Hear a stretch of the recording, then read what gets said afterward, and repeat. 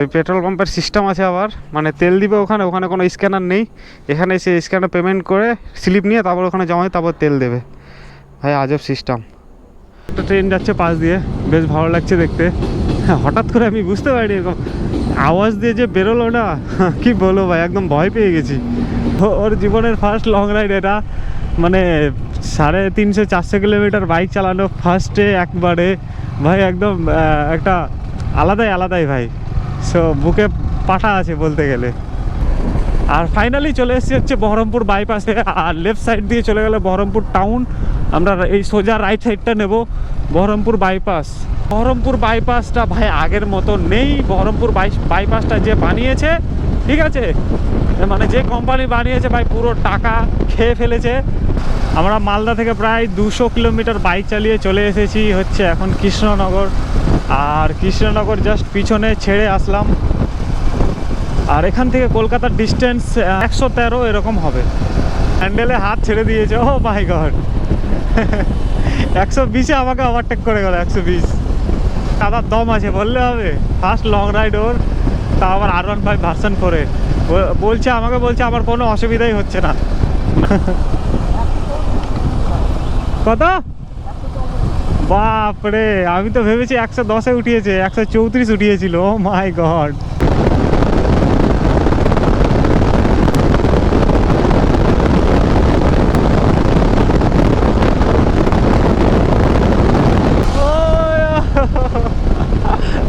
চলে গেল দেখছো,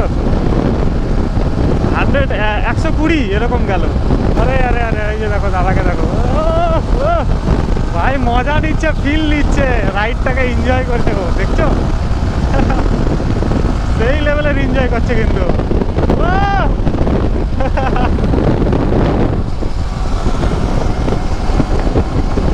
একসঙ্গে আসলাম, এই যে একটা জার্নি করলাম দুজন মিলে।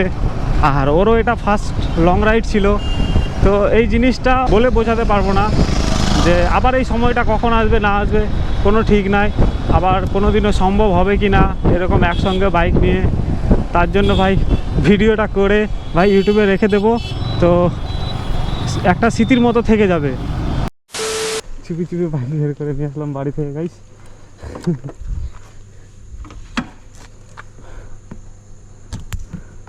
তো গাইস বাড়ি থেকে বেরোলাম এখন জাস্ট। আর বাইকগুলো বের করা হলো চুপি। তার কারণ হচ্ছে, সেটা কারণটা পরে বলছি। Hello everyone, welcome back to my YouTube channel প্রেমিক রাইডার ইউটিউব চ্যানেলে তোমাদের সবাইকে স্বাগতম। তো এখন সময় হচ্ছে 3:54। আর আমরা বাড়ি থেকে বেরিয়ে পড়লাম কলকাতার উদ্দেশ্যে। অনেক বড় একটা জার্নি, মালদা টু কলকাতা, প্রায় 400 কিলোমিটারের রাস্তা।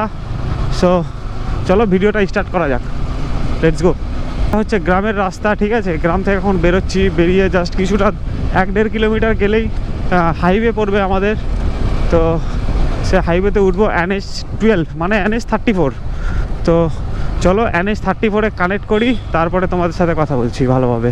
ফাইনালি চলে এসেছি হচ্ছে হাইওয়ের ওপরে। আর বাইকে হচ্ছে একদম পেট্রোল নেই, পুরো রিজার্ভে পড়ে আছে। তো এই যে হচ্ছে পাশে পেট্রোল পাম্প।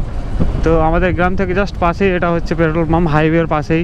তো এখানে এখন ফুল ট্যাঙ্ক করব। আর সঙ্গে আজকে আমি একা যাচ্ছি না, আরও একজন যাচ্ছে, সে হচ্ছে আমার দাদা, ওই যে দেখতে পাচ্ছ সামনে। সো এই হচ্ছে ওর জীবনের ফার্স্ট জার্নি হবে, লং রাইড। তো চলো, 4টা বেজে গেল, 4টা। এই যে অ্যালার্ম দিয়েছিলাম 4টের সময় বেরোবো, তো এখন মানে 3:30-এর দিকে একটা অ্যালার্ম দিয়েছিলাম, তো এখন 4টে বাজে। তো 3:30 অ্যালার্মটাতে উঠে এখন বেরিয়ে পড়েছি বাড়ি থেকে। আর দেখতে পাচ্ছ এই যে, তো এটা স্টপ করে দিই। ও, তো এই পেট্রোল পাম্পের সিস্টেম আছে আবার, মানে তেল দিবে ওখানে, ওখানে কোনো স্ক্যানার নেই। এখানে এসে স্ক্যানার পেমেন্ট করে স্লিপ নিয়ে তারপর ওখানে জমায়, তারপর তেল দেবে। ভাই আজব সিস্টেম।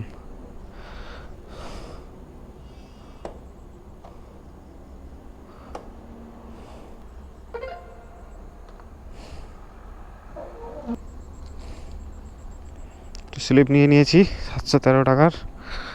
চলো তেল ভরি এটার। তুমি কত টাকার ভরলা? দাও, আমার 1213 টাকার দাও, ওটা দিয়ে দাও একসঙ্গে। অটো কাটে না, এটা সামনে করো সামনে করো।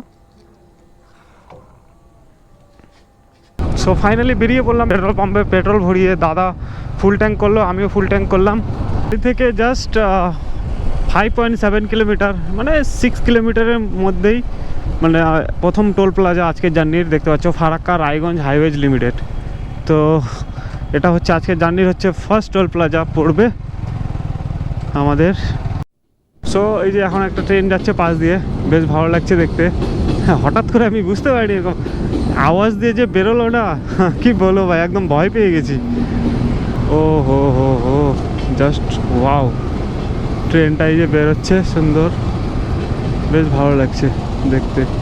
এখন চলে এসেছি হচ্ছে সেকেন্ড টোল প্লাজা। আর এই টোল প্লাজাটা প্রায় 40 কিলোমিটার পরে আছে, মানে ফারাক্কা আগে যে টোল প্লাজাটা পেলাম ফার্স্ট টোল প্লাজা থেকে, এটা 40 কিলোমিটার পরে একটা টোল প্লাজা। তো এটা হচ্ছে বহরমপুর ফারাক্কা টোল প্লাজা।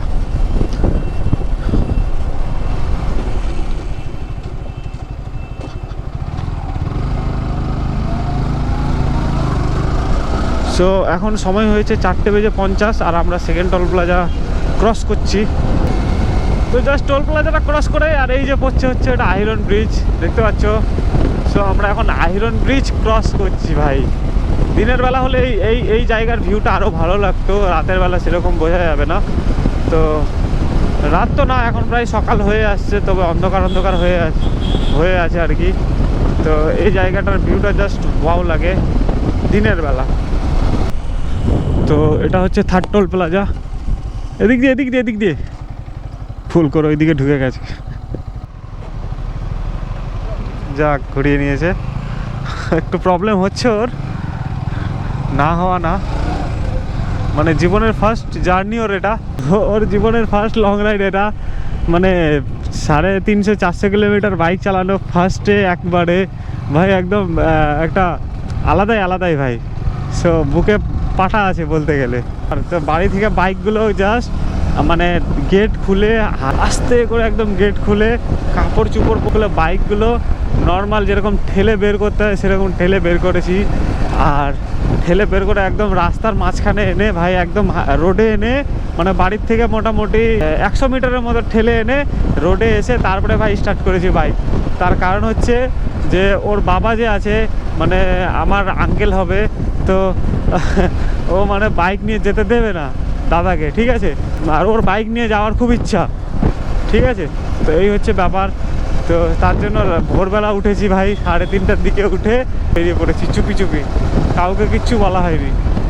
যতটা হয় ওকে কেয়ারফুলি নিয়ে যেতে হবে, তার কারণ হচ্ছে যে ফার্স্ট লং রাইড ওর জীবনের এটা।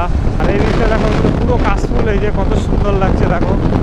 আর জাস্ট ওই যে সূর্য মামা উঁকি মারছে, ঠিক আছে, মানে মেঘ হয়ে গেছে আকাশে, একটু আগে পিছনে বৃষ্টি হচ্ছিল আর এখন বৃষ্টিটা নেই এই জায়গায়। তো জাস্ট সূর্য উঁকি মারছে মেঘের আড়াল থেকে। মানে ডেস্টিনেশনে পৌঁছানোর চেয়ে ভাই রাস্তার মধ্যে যে তুমি যেগুলো ফিল করবে, এই যে বাইক চালাচ্ছে এই রোডের মাঝখানে এই জায়গাটা, ঠিক আছে, এই যে ওয়েদার, এই যে একটু আগে বৃষ্টি হলো আর এই যে সূর্য মেঘ, তো এইগুলোই হচ্ছে ফিল করার মতো একটা জিনিস। রাইডে সব থেকে মজার জিনিস হচ্ছে এইগুলোই। আর এই যে একসঙ্গে যাচ্ছি, সে আমার দাদা, আমি ওর ভাই, ঠিক আছে, এই যে একসঙ্গে যাচ্ছি, এই মুহূর্তটা আর জীবনেও আসবে না কোনোদিনও ফিরে। তো এইগুলোই হচ্ছে ফিল করার জিনিস, এইগুলোই হচ্ছে ফিল করতে হবে। তো চলে যাবো ওর কাজে, আমি চলে যাবো আমার কাজে, আবার কোনোদিনও যদি প্ল্যান হয় তাহলে আবার যাব কোথাও, তো সেটা পরের ব্যাপার, ঠিক আছে। তো এখন যে মুহূর্তটা আছে এই মুহূর্তটাকে ভালোভাবে এনজয় করো, ফিল করো। জাস্ট সেক্সি লাগছে ওকে দেখতে, লুক জাস্ট ওয়াও। পুরো কালো, হেলমেট কালো, টি শার্ট কালো, জুতো কালো, প্যান্ট কালো, বাইকও কালো, এভরিথিং ব্ল্যাক, একদম পারফেক্ট লাগছে দেখতে। তো বাড়ি থেকে প্রায় চলে এসেছি হচ্ছে 102 কিলোমিটার। আর এখন সময় হয়েছে 5:43। তো সামনে বহরমপুর বাইপাস পাবো। আর ফাইনালি চলে এসেছি হচ্ছে বহরমপুর বাইপাসে। আর লেফট সাইড দিয়ে চলে গেলে বহরমপুর টাউন, আমরা এই সোজা রাইট সাইডটা নেব বহরমপুর বাইপাস। বহরমপুর বাইপাসটা ভাই আগের মতো নেই। বহরমপুর বাইপাসটা যে বানিয়েছে ভাই পুরো টাকা খেয়ে ফেলেছে। তার কারণ হচ্ছে যে বলছি, বহরমপুর বাইপাসটা ওপেন হয়েছে জাস্ট 2 বছর হলো, ঠিক আছে। ওপেন হওয়া। আর ভাই বহরমপুর বাইপাসটা পুরো একদম শেষ হয়ে গেছে, সব জায়গায় রিপেয়ারিংয়ের কাজ চলছে, কোথাও বড় বড় গাড্ডা, মানে কি বলো ভাই, একদম শেষ হয়ে গেছে বাইপাসটা, একদম ভালো লাগে না। যেমন রায়গঞ্জ বাইপাস আছে, মালদা বাইপাস আছে, ওগুলো এত ভালো হয়ে আছে, বাট এই বহরমপুর বাইপাসটা সবার লাস্টে হয়েছিল, ঠিক আছে, মানে সব বাইপাস হয়ে যাওয়ার পরে এটা হয়েছিল। আর ভাই এই বহরমপুর বাইপাসটা সবার থেকে আগে খারাপ হয়ে গেছে। তো এখন হচ্ছে সময় 8:15, আর আমরা মালদা থেকে প্রায় 200 কিলোমিটার বাইক চালিয়ে চলে এসেছি হচ্ছে এখন কৃষ্ণনগর। আর কৃষ্ণনগর জাস্ট পিছনে ছেড়ে আসলাম। আর এখান থেকে কলকাতার ডিস্টেন্স 113 এরকম হবে। ইচ্ছে তো আছে 10টার মধ্যে যেন পৌঁছে যায় কলকাতাতে, তো দেখি কটার মধ্যে পৌঁছতে পারি। হ্যান্ডেলে হাত ছেড়ে দিয়েছে, ও মাই গড, 120-এ আমাকে ওভারটেক করে গেল, 120। যাই হোক, দাদার দম আছে বললে হবে, ফার্স্ট লং রাইড ওর, তা আবার R15 ভার্সন 4-এ। বলছে আমার কোনো অসুবিধাই হচ্ছে না, না ব্যাক পেন হচ্ছে, না হাতে, না কিছু, কোনো পেইন হচ্ছে না। কত? বাপরে, আমি তো ভেবেছি 110-এ উঠিয়েছে, 134 উঠিয়েছিল, ও মাই গড। আর জাস্ট এই রাস্তাটা মানে জাস্ট ফিল করার মতো, টপ স্পিড তোলানো যাবে এরকম রাস্তা, মানে দু সাইডে ডিভাইডার, আর মিডিলের রাস্তাটা মানে কোনো কিছু এপার ওপার আসতেও পারবে না। তো এটা এখানে অনায়াসে বাইকের টপ স্পিড তোলা যাবে, কেউ ট্রাই করো না আবার এই কথাটা শুনে।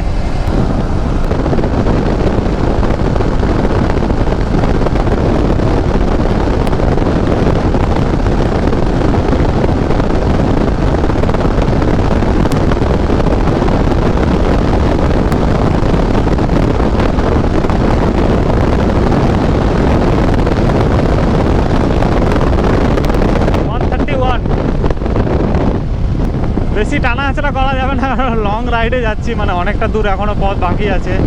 আর এরকম করলে বলা যায় না, কোথাও কিছু হয়ে যেতে পারে, তার জন্য জাস্ট একটু ফান ছিল, মজা ছিল, আর কিছুই না। চলে গেল, দেখছো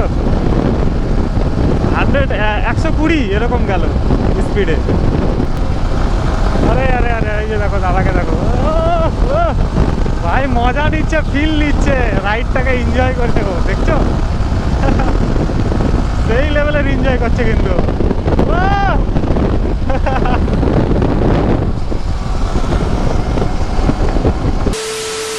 তো গাইজ এখানে দাঁড়িয়েছিলাম, এটা হচ্ছে বারাসাতের একটু আগে, সামনে বারাসাত কলোনি মোড়, 7 কিলোমিটার সামনে। আর এখানে দাঁড়ালাম, এই যে দাঁড়িয়ে একটু আখের রস টস খেলাম, মানে একটু রেস্টও করে নিলাম। তো এখন এখান থেকে বেরিয়ে যাব। আর দাদার হেলমেটটা আমার বাইকে লাগানো ছিল গ্র্যাব রেলের কাছে, তো এখন হেলমেটটা ওর পিঠে বেঁধে দিয়েছি আর কি, মানে লাগিয়ে দিয়েছি ব্যাগের পিছনে।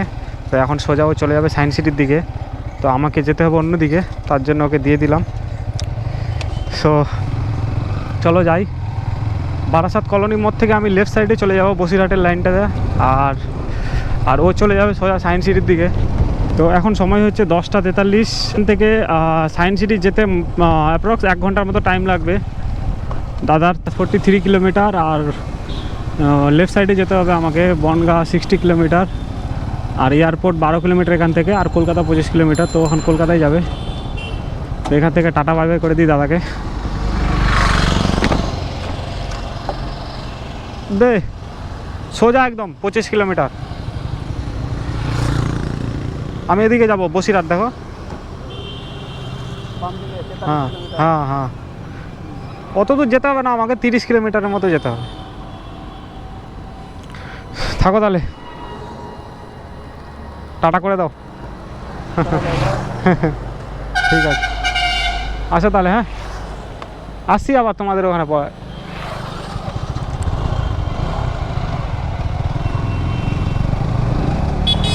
গাইস চলো, এখান থেকে দাদা চলে যাবে একদম সোজা কলকাতার দিকে, আর আমি এই যে এখান থেকে সিগন্যাল থেকে লেফট সাইডে নেব, মানে ব্রিজটা, মানে ব্রিজের ওপর দিয়ে আমাকে যেতে হবে। এখন একসঙ্গে আসলাম, এই যে একটা জার্নি করলাম দুজন মিলে, আর ওরও এটা ফার্স্ট লং রাইড ছিল। তো এই জিনিসটা বলে বোঝাতে পারবো না যে আবার এই সময়টা কখন আসবে না আসবে কোনো ঠিক নাই। আবার কোনো দিনও সম্ভব হবে কি না এরকম একসঙ্গে বাইক নিয়ে, তার জন্য ভাই ভিডিওটা করে ভাই ইউটিউবে রেখে দেবো, তো একটা স্মৃতির মতো থেকে যাবে। মাঝে মধ্যে খুলে দেখতে পারবো যে হ্যাঁ আমরা গেছিলাম, আমরা এই সময় গেছিলাম। তো এই হচ্ছে ব্যাপার। তো এখান থেকে আমি লেফট সাইডে যাবো, এই যে সোজা সিগন্যালের ওখান থেকে, আর দাদা সোজা চলে যাবে কলকাতায়। তো গাইজ ভিডিওটা আর বেশি বড় করবো না, অনেক বড় হয়ে যাবে, তার জন্য গাইজ ভিডিওটা এই পর্যন্তই। ভালো থেকো, সুস্থ থেকো, আর যারা চ্যানেল সাবস্ক্রাইব করোনি অবশ্যই চ্যানেল সাবস্ক্রাইব করে নাও। আর এই ভিডিওটা এই পর্যন্ত। তো চলো টাটা, আবার দেখাবেন নতুন কোনো ভিডিওর সাথে।